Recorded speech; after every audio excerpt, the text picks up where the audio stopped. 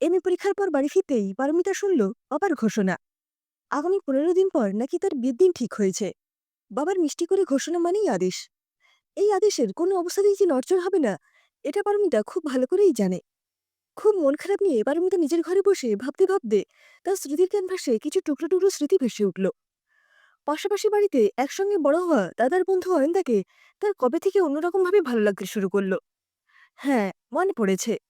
Class 9-এ উঠে যেদিন সে প্রথম শাড়ি পরে স্কুলে যায়, সেদিন অয়নদা কিছুক্ষণ মুগ্ধ দৃষ্টিতে তার দিকে চেয়ে থেকে বলেছিল, এই কি রে মুন্নি, তোকে যে পুরো লেডি লাগছে।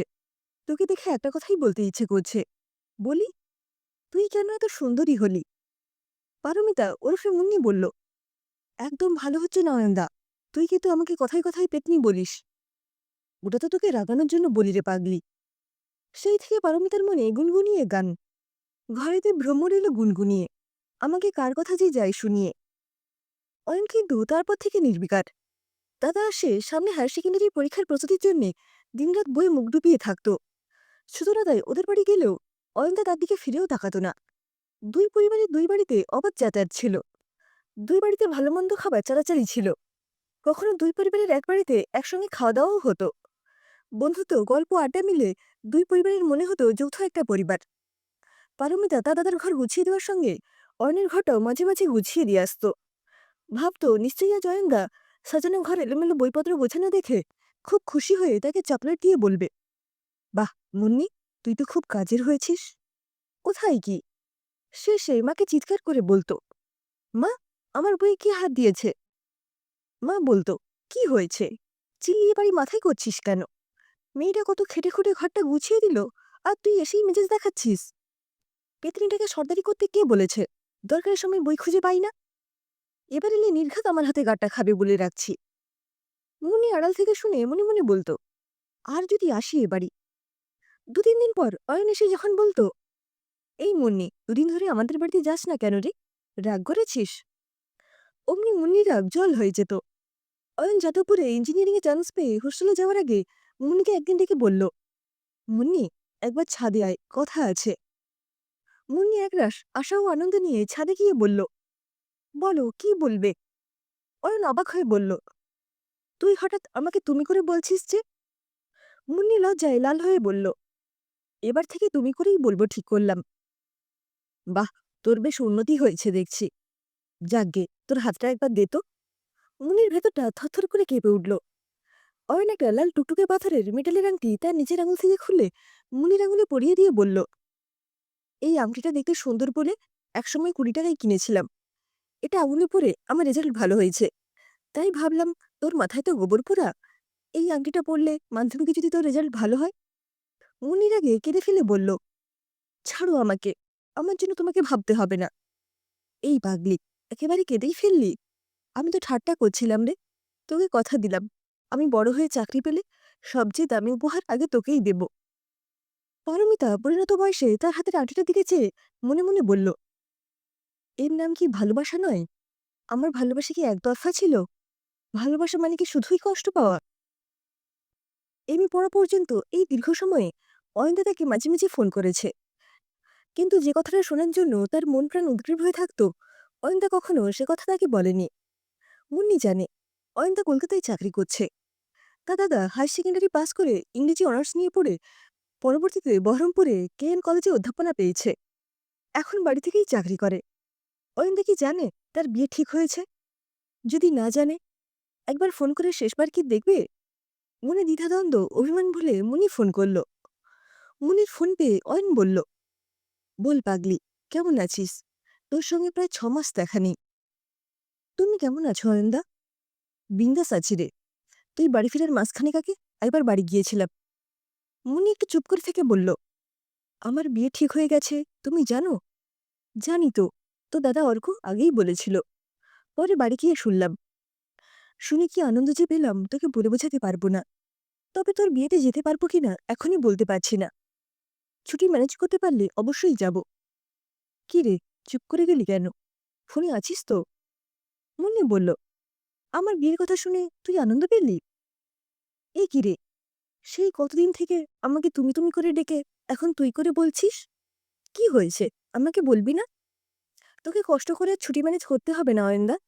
তোর সঙ্গে আমার কথা শেষ। ফোনটা রাখ এবার। মুন্নি ছুটে হাঁপাতে হাঁপাতে দাদার কাছে এসে বলল, দাদা, আমার বিয়ের ব্যাপারটা তুই অনেক আগে থেকেই জানতিস?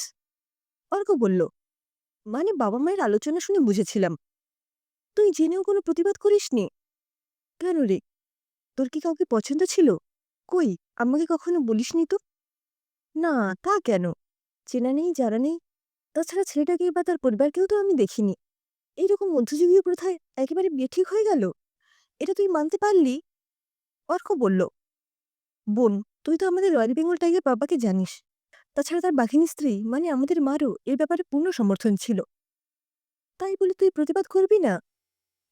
মুন্নি, আমি তো বাবার কাছে নেহাতি নিরীহ ছাগ শিশু। চিরকাল ঝামেলা থেকে আমি শতহাত দূরে থাকি। তবে ভাবিস না, অপরিচিত পরিবার নয়, বাবার বাল্যবন্ধুর ছেলে। তোকে ছোটবেলায় তারা দেখেছে। ছেলেটা কি হ্যান্ডসাম, টল, ব্যাঙ্গালোরে চাকরি করে। মন খারাপ করিস না, দেখিস তুই সুখী হবি। কয়েকদিন পর অয়নদের বাড়ি থেকে তাকে বাবা মা দাদা সমেত আইবুড়ো ভাত খাওয়ার নিমন্ত্রণ করল। মুনি ও বাড়ি গেলে অয়নের মা বলল, আয় মা, আমি আজ নিজে হাতে তোর সব পছন্দের পদ রান্না করেছি। মুনি বলল, কাকিমা, তোমাদের বাড়িটা কি নতুন রং করালে? হ্যাঁ রে মা, আসলে পরের মাসেই তো অয়নেরও বিয়ে ঠিক করেছি। ওরা অয়নকে আশীর্বাদও করে গেছে। মুনি আকাশ থেকে পড়ার মতো মুখ করে বলল, অয়নদের বিয়ে ঠিক করে ফেলেছ? অয়নদের নিজে মেয়ে দেখেছে? ও বাবা, তুই তো জানিসই মা, সে কেমন ছেলে। তার মত না নিয়ে আমি বিয়ে ঠিক করতে পারি? বেলা হয়ে গেল, এবার খেতে বস মা। খেয়ে উঠে একবার অয়নের ঘরে গিয়ে দেখিস, সে নিজে পছন্দ করে নতুন ফার্নিচার দিয়ে কেমন ঘর সাজিয়েছে। একটু অপেক্ষা কর মা। এই দেখ, তোর জন্য খুব সুন্দর একজোড়া কানের দুল কিনে রেখেছি। দুলটা পরে খেতে বস। আমাদের তো মেয়ে নেই, সেই ছোটবেলা থেকে তোকে আমরা মেয়ের মতোই ভালোবাসি মা।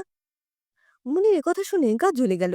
মনে মনে বলল, ছেলের বিয়ের আনন্দে আহ্লাদে কেমন গলে গলে পড়ছে দেখো। মেয়ের মতো ভালোবাসে না ছাই। শত্রু শত্রু, সবাই তার শত্রু। না হলে নাকের ডগায় আমি থাকতে দেখতে পাই না? কেন আমাকে তাদের ছেলের বউ করতে পারতো না? যার সঙ্গে বিয়ে ঠিক করেছে সে কি টানাকাটা পড়ি? আর আমার বাবা মা দাদাকে দেখো, কেমন হেসে হেসে গদগদ হয়ে গল্প করছে। খাওয়ার পর আর তিলমাত্র না দাঁড়িয়ে মুন্নি বলল, আমি বাড়ি গেলাম কাকিমা।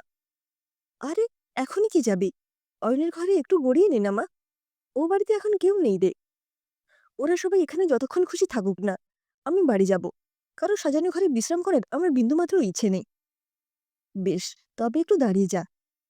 অয়ন মনে হয় বিয়েতে আসতে পারবে না। ওর দেওয়া উপহারটা নিয়ে জামা বলে একটা রঙিন কাগজে প্যাক করা একটা সুন্দর প্যাকেট তার হাতে ধরিয়ে দিল। মুনি বাড়ি ফিরে একবার ভাবলো প্যাকেটটা আলমারিতে ফেলে রাখবে। শেষ পর্যন্ত কৌতূহলে রঙিন কাগজ ছেড়ে প্যাকেটটা খুলেই ফেলল। একটা বড় সোনার কেসের মাথায় বড় বড় করে লেখা, পাগলি, শুধু তোর জন্য। কেসটা খুলতেই ঝলমল করে উঠল ডায়মন্ডের লকেট দেওয়া সুন্দর সোনার একটা চেন।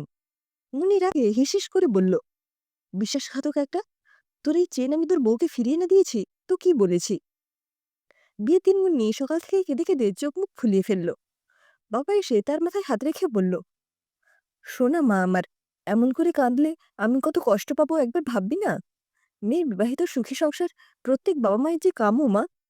আমি আশীর্বাদ করছি মা, তুই খুব সুখী হবি।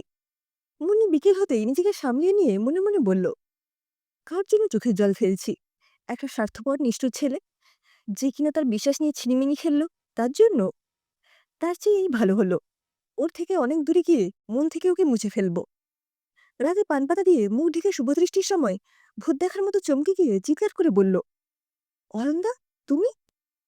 মাথার উপর কাপড়ের আচ্ছাদনের ভেতরে অয়ন বলল, চুপ, আস্তে কথা বল। তুই এত বোকা কেন রে? তোর মনে নেই সেই কবে আমাদের 20 টাকার আংটি খুলে তোর আঙুলে পরিয়ে দিয়েছিলাম? সেই ছোট থেকেই তো পেতনির মতো আমার ঘাড়ে ঝুলেই রয়েছিস। আমার সাধ্য কি পেতনিকে ঘাট থেকে নামাই? ইস, কেঁদে কেঁদে মুখটা একটা আস্ত পেতনির মতো দেখতে লাগছে। মজা করতে গিয়ে তোকে বড্ড কষ্ট দিলাম। মানে, কি বলছো তুমি? আসলে এই সমস্ত প্ল্যানটা অর্কর ছিল। দুই বাড়ির সবাই এই ষড়যন্ত্রের অংশীদার হয়েছিল। মুন্নি বলল, বিয়ের পর তোমার দেখাচ্ছি মজা, আমাকে কষ্ট দেওয়া। দোহাই তোকে, আছড়ে কামড়ে দিস না আবার। বিশ্বাস কর, আমার দোষ নেই, সব দোষ অর্কর। বাইরে থেকে সবাই ততক্ষণে চিৎকার করছে, কতক্ষণ ধরে শুভদৃষ্টি চলবে? এই পিড়ি কতক্ষণ ধরে থাকবো রে বাবা? অয়ন চোখ মেরে বলল, পাগলি, এইবার একটু হাসবি তো?